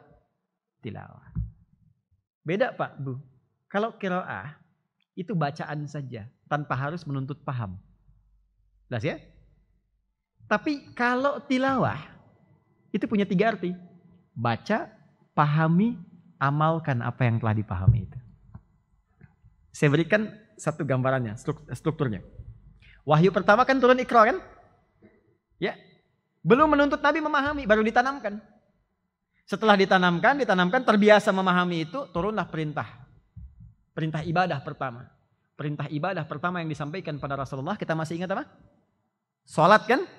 Salat itu 12 tahun setelah Nabi mengemban risalah ilmu. Jadi diberikan dasar dulu ya Allah. Nih, Iqra dulu, Iqra. 12 tahun itu. Sambil diajarkan pada yang lainnya. Setelah itu baru muncul perintah ibadah salat. Salat itu baru tiba perintahnya setelah peristiwa Isra Mi'raj kan. Usia Nabi 52 tahun, setahun sebelum hijrah ke Yathrib itu. Turunlah perintah salat. Ketika turun perintah salat, Bapak Ibu sekalian, perhatikan redaksi Qurannya. Buka Quran surah ke-29 ayat ke-45. Saya hakul yakin kita hafal tengahnya, tapi kita lupakan awal dan akhirnya. Walaupun khairul umur awsatuha, tapi tetap awal akhirnya itu penting. Ya, coba kalau saya tes tengahnya pasti hafal semua. Innas salata tanha tuh anil fahsya. Sekarang bacakan awalnya. Utlu ma uhya ilaika minal kitab wa aqimis salat. Innas salata tanha 'anil fahsya'i wal munkar. Utslu. Nah, ini persoalannya. Kalau Bapak Ibu belajar di terjemahan, utslu dengan iqra itu diartikan sama. Utslu bacalah, iqra bacalah. Padahal utslu itu fi'il amr, perintah dari tilawah. Ta'ala yatslu. Tilawatan, utslu. Qiraah, iqra. Qara'a yaqra'u iqra. Kalau qiraah, baca saja. Kalau tilawah, 3. Baca, pahami, amalkan. Jadi setelah terbiasa membaca, setelah tahu cara baca, kata Allah tingkatkan levelmu. Pada yang kedua, tilawah. Pahami apa yang dibaca itu. Maka turun wahyu Muhammad SAW. Bacalah apa yang telah kami wahyukan kepadamu. Pahami itu lewat bimbingan malaikat. Setelah paham semua perintah ini, tunaikan sholat. Sholat yang dipahami bacaannya, gerakannya itu dirasapi isinya, itu yang akan memberikan pengaruh kepada dirimu untuk bisa menghadirkan perilaku yang baik, terbebas dari 2 sumber keburukan, fahsya dan munkar. Nanti satu kali Pak Ibu, kalau nanti ada waktu, coba Bapak Ibu akses ya di YouTube Adidat Official itu ada tentang pelajaran sholat. Saya tampilkan sisi yang ketiga yang jarang dikaji. Biasanya kan orang cuma bahas dua. Satu bacaan, dua gerakan kan. Takbir, angkat tangannya misalnya sebegini. Hadwaman kibahi. Dalilnya Al-Bukhari. Hadis 715. Hadis Muslim hadis 397. Ya, yang riwayatkan sipulan-sipulan. Angkat. Seperti ini. Ada yang seperti ini di An-Nasai. Kemudian bacaannya Allahu Akbar. Sampai di situ. Tapi pernah nggak kita belajar? Kenapa tangan diangkat begini? Kenapa yang dibacakan Allahu Akbar? Apa kaitan dengan aktivitas kita? Apa janji yang telah Allah sampaikan kalau benar takbirnya? Ya, sampai dengan kita selesai bersedekap, baca iftitah, itu sudah ada janji diampuni semua dosa yang pernah dilakukan. Makanya kita bacakan kan ketika iftitah, Bapak Ibu baca apa doanya? Allahu Akbar, setelah itu apa? Allahu Akbar kabira, alhamdulillah katsira, subhanallahi bukratan. Itu satu hadis, ada 9 doa. Ya, pernah ada yang baca ini? Wajjahtu wajhiyal ladzi fatara samawati wal ardh, pernah? Ada yang baca Allahumma ba'id baini wa baina khataayaya? Nah, kadang-kadang doanya itu kadang kita nggak baca juga secara utuh. Anda yang baca Allahumma ba'id, pernahkah kita merasakan bagaimana nikmatnya membaca doa itu? Allahu Akbar, aku berjanji akan membesarkan Allah saja. Hanya Allah yang akbar, yang lain tidak. Ya Allah, aku mohon ampun selama ini kalau merasa besar dalam kehidupan. Ya, sering merasa sombong di hadapan orang. Angku yang paling hebat, yang paling luar biasa. Kepada pasangan, kepada tetangga. Sedangkan aku mengatakan engkau yang maha besar. Kemudian angkat tanganmu itu, berserah diri kepada Allah dan buang urusan dunia ke belakang. Jangan dibawa dalam sholat. Ini yang menjadikan orang banyak nggak khusyuk karena dunia masih dibawa dalam sholat. Akhirnya kata Nabi dalam hadis riwayat Abu Daud, setan datang, ada setan khusus menggoda orang sholat namanya khinzib. Satu kali belajar fikih setan. Ada 9 jenis setan yang berbahaya. Di antaranya setan menggoda orang wudu, walhan namanya, setan menggoda orang sholat, khinzib namanya. Begitu Anda bertakbir, setan datang mengatakan udhkur kata, ingat ini, ingat itu. Gak percaya silakan ya, sekarang masih biasa. Nanti zuhur Pak, begitu Anda takbir Bu, Allahu Akbar, tadinya kita fokus, tiba-tiba begitu takbir, setan datang. Bahkan ceramah saya ini bisa disinggung. Kata Ustaz Adi, begitu Anda takbir ada setan, itu setan. Hatta la yash'ural musalli kamrak'atan yusalli, sampai orang sholat itu ada yang tidak sadar, lali berapa rakaat dia menunaikan sholat. Kata Nabi begitu. Kalau kata Nabi begitu pasti terjadi itu. Tuh, mungkin saya gitu. Ya. Itu ada yang demikian. Jadi caranya bagaimana? Begitu kita merasakan seperti itu, kita katakan ya Allah, aku banyak salah. Allah ba'id baini wa baina khataaya. Khataaya, kesalahan. Ya ngaku. Aku ngaku salah ya Allah, banyak salahnya. Aku taubat kepadamu ya Allah. Mohon jauhkan antara aku dengan kesalahanku sejauh timur dan barat yang tidak pernah bertemu. Sehingga nanti di akhirat kan dipertemukan lagi. Karena di akhirat ditampakkan. Wa may ya'mal mithqala dzarratin syarran. Yang baca wajah tuh, lihat. Itu kan panjang doanya. Tidak hanya sampai wa ma ana minal musyrikin. Atau wa ana awwalul muslimin. Wa ana minal muslimin. Itu pondasi doanya. Pondasinya yang mencakup makna setelahnya. Apa makna setelahnya? Rabbi inni zalamtu nafsi. Anta rabbi wa ana abdu. Ya ataraftu bidhambi. Wa anta rabbi la ilaha illa anta. Faghfirli fa innahu la yaghfiru dhunuba illa anta. Ya Allah, hamba ngaku, hamba ini zalim, banyak salahnya. Sedangkan engkau Tuhanku ya Allah. Engkau itu Tuhanku yang mampu mengampuni dosaku. Maka aku sekarang berserah diri memohon ampunanmu. Kalau engkau tidak ampuni, kepada siapa lagi aku mesti memohon ampun. Itu terusannya. Buka di Abu Daud. Sunan Abu Daud. Di Kitabus Shalah, nomor hadis 744, paling kanan sebelah bawah. Ya, saya hafal ini bukan ini karena kemarin Ramadan baru saya bahas. Ya, itu gambaran. Itulah tilawah. Ya, tilawah tertinggi itu mengeluarkan pada konsep kehidupan. Jadi sebelum kita masuk kepada yang tinggi, Nabi Muhammad diajari yang tiap hari dulu. Jangan-jangan selama ini, mohon maaf sekali, ribuan kali ruku, ribuan kali sujud, tapi nggak ngerti yang dibaca. Bagaimana bisa merasa khusyuk dalam sholat? Minta rabbighfirli warhamni wajburni warfa'ni warzuqni, dan seterusnya, minta rizki, minta rahmat, minta perlindungan, tapi nggak merasa nikmat dan tidak datang. Kenapa? Karena nggak ngerti yang diucapkan.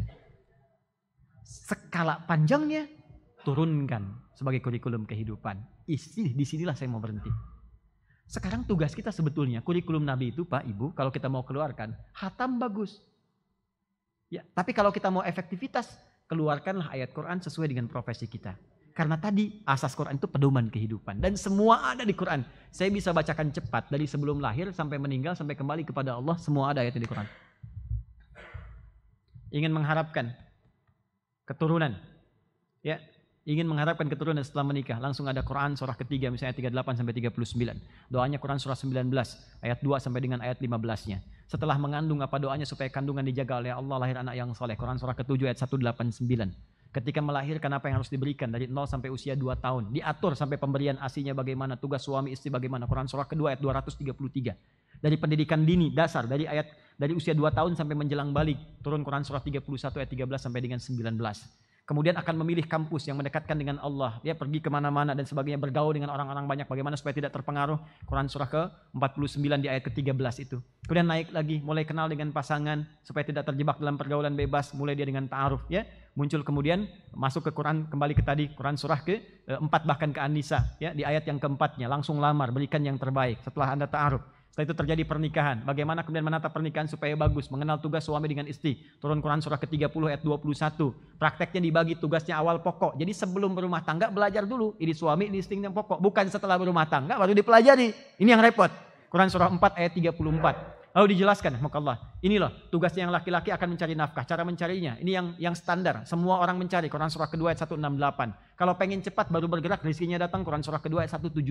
Kalau belum keluar, rizki sudah akan menjemput. Quran surah 7 ayat 96. Tapi jangan dikira itu mudah, kadang-kadang ada tantangan, ingin menyingkirkan, ingin menyungkurkan. Maka tunaikan amalan yang bisa melindungi engkau mendatangkan 4 kemuliaan. Quran surah 17 ayat 78 sampai dengan 81. Kalau diganggu sampai ada yang ingin mencelakakan, baca zikirnya Nabi Yunus alaihissalam. Ini ada Ustaz Yunus di belakang. Ya, ada Quran surah ke-21, ya ayat ke-87 sampai dengan 88. Wa dhannun dan turunannya. Istrinya di rumah kemudian juga begitu, menata dalam kehidupan, merawat anaknya. Kadang-kadang tidak mudah. Ada yang berkata, bagaimana solusinya? Quran surah ke-17 23 sampai dengan ayat ke-27.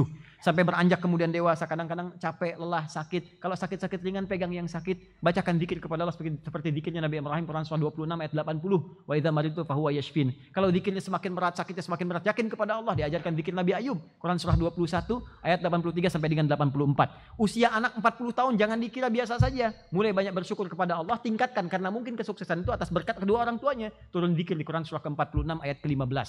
Beranjak lagi sampai dia sukses. Jangan dikira kemudian itu akan terus bertahan di dunia. Semua akan kembali ke fase awalnya, akan kembali kepada masa sepuhnya. Kadang-kadang kembali perilaku seperti anak-anak. Turun Quran surah 22 ayat yang ke-5 itu. Apakah akan selamanya? Tidak, kamu akan kembali. Bagaimana cara kembali yang bagus? Turun surah 89 ayat 27 sampai dengan ayat 30. Sehingga jalan hidup terakhir menjadi husnul khatimah. Ya ayat Tuhan nafsul mutmainnah. Pulangnya enak. Lalu bagaimana setelah pulang akan kemana arahnya? Akan masuk ke alam kubur. Kalau ingin enak amalannya di Quran surah ketiga. Ayat ke-169 sampai 172. Siapkan saat di dunia sehingga sampai di alam kubur ini akan kamu dapatkan. Pulang ke akhirat terjadi kiamat. Turun satu surah ke-75. Bagaimana suasana hisabnya disampaikan dalam turunan ayat Az-Zalzalahnya. Sampai dengan turunan hisabnya. Sampai ditampakkan orang yang benar ingin berjumpa dengan Allah. Sebelum hisab, sebelum proses masuk surga dipertemukan dengan Allah. Melihat tanpa sekat. Ada di Quran surah 75 ayat 22 sampai dengan 23-nya. Masuk surga. Hei, mau surga yang mana kata Allah? Surga masih luas, ada 8 pintunya. Ada 8 kemuliaan. Quran surah kedua ayat 25, kamu bisa pilih. Mau surga yang mana? Ada surga Firdaus, turunkan kurikulumnya di Quran surah 23. Ayat yang kedua sampai dengan ayat yang ke-11-nya. Ada surga Adan, Anda bisa dapatkan Quran surah 13. Ya, ayat 23 sampai dengan 24-nya. Kemudian ada surga yang mana lagi? Ya, Anda yang amalannya jelek, ya jelas masuk neraka. Nerakanya juga ada yang spesial. Neraka Jahannam dikumpulkan bagi orang munafik dan orang-orang yang kafir. Quran surah keempat ayat 140. Neraka yang paling ringan, seringan-ringannya neraka juga. Dibakar sampai hangus, sampai ke kulit-kulitnya. Demikian seterusnya. Seharinya itu sama dengan 1000 tahun. 1 detik yang 48 hari. Turun Quran surah keempat ayat 56.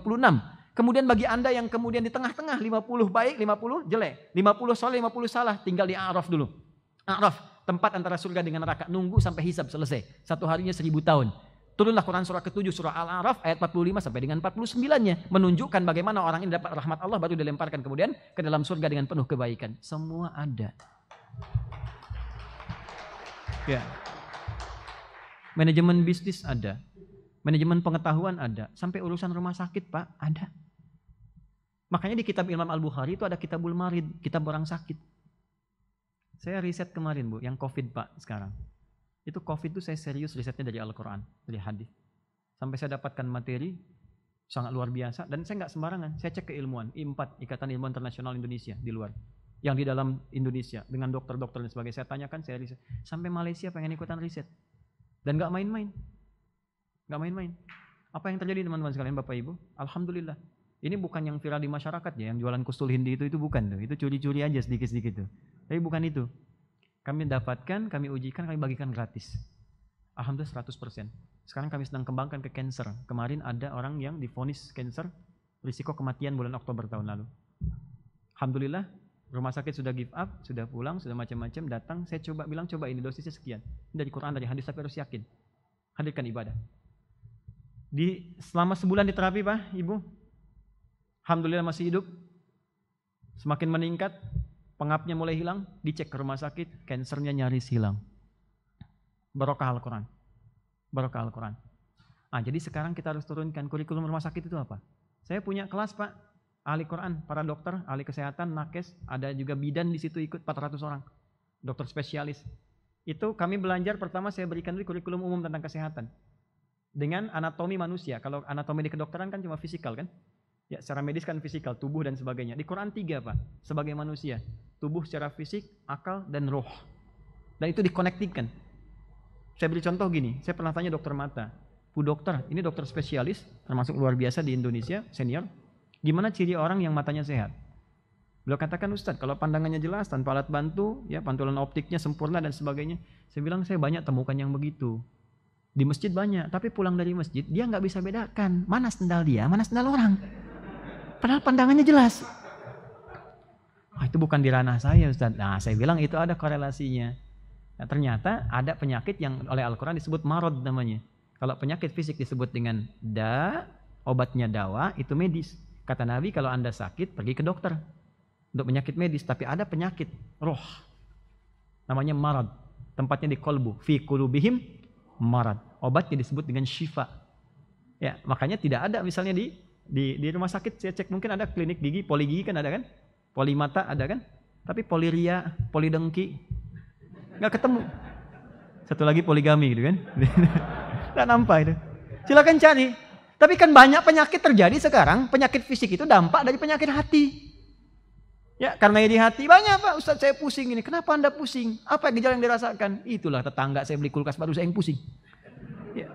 Teman naik karir saya yang pusing. Itu bukan fisik penyakitnya, tapi berdampak kepada fisik. Itu perlu ngaji. Itu begitu ngaji Pak, besoknya ada orang berobat. Keluhan gini. Resep yang dituliskan bukan lagi karena Allah menyembuhkan. Quran surat sekian, ayat sekian. Ini benar katanya Bu Dokter, iya. Baca. Jadi ada sesuatu yang indah. Ada kelas pebisnis turunkan. Abdurrahman bin Auf modalnya pakaian. Kok bisnis setahun balik lagi modal. 2 tahun jadi orang paling kaya di Madinah. Itu ada manhajnya. Dan saya tutup.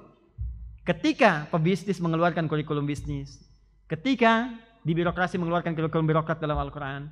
Di rumah sakit demikian. Yang dokter yang macam-macam 12.000 itu termasuk di militer. Nabi punya 38 panglima. Satu kekuatannya bisa menaklukkan Persia dan Romawi.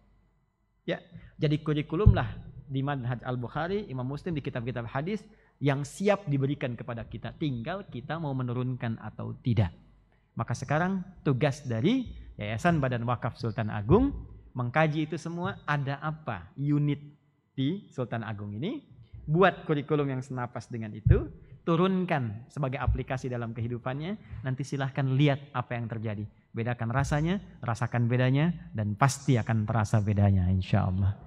Saya kira itu yang bisa saya sampaikan. Mohon izin, ini mungkin 10 menit ya. Saya berikan kalau ada yang ingin berdialog. Kalau tidak nanti saya berikan kepada panitia untuk ditutup dengan doa. Saya juga mohon izin sekaligus setelah itu akan berlangsung karena kami akan melanjutkan perjalanan ke Lasem, ke Surabaya, sampai ke Pasuruan, sampai nanti ada beberapa tempat lagi yang kita akan silaturahimi. Sementara itu, saya tutup sementara sebelum nanti akan dibuka kalau ingin dialog atau yang lain. Subhanakallahumma bihamdika asyhadu an la ilaha illa anta astaghfiruka wa atubu ilaik. Untuk menutup saya dulu, nanti kita buka dengan diskusi. Assalamualaikum warahmatullahi wabarakatuh. Waalaikumsalam warahmatullahi wabarakatuh. Kami kasih kesempatan satu penanya saja Nyi, karena waktu yang sudah tidak memungkinkan. Dua Nggih. Kami persilakan kepada Direktur Utama Rumah Sakit Islam Sultan Agung.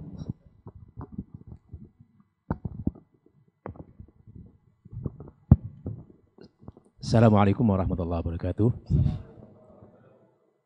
Terima kasih Ustadz. Jadi kami dengan tulus betul berdoa moga-moga Ustadz diberi tambah sehat dan juga umur panjang bisa melaksanakan dakwah.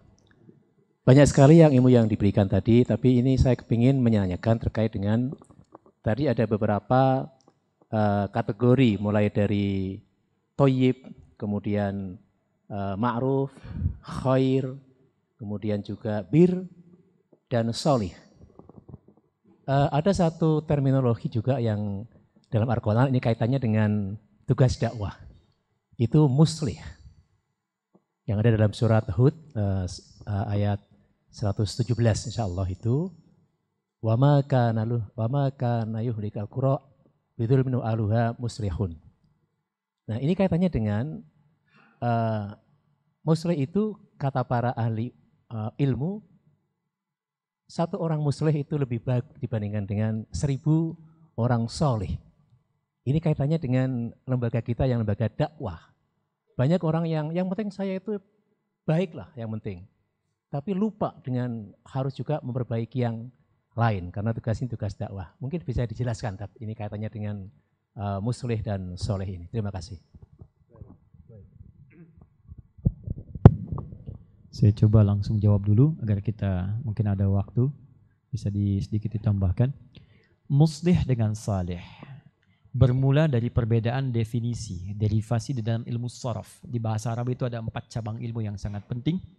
Sharaf itu sebagai ayahanda dari bahasa, nahwu ibunda dari bahasa, balaghah nanti sebagai penghias dengan 3 turunan, ma'ani, bayan dan badi', keempat arud untuk menghadirkan suasana sastra dan mengukur ukuran pahala yang kita kerjakan yang didapatkan dari Allah Subhanahu wa taala.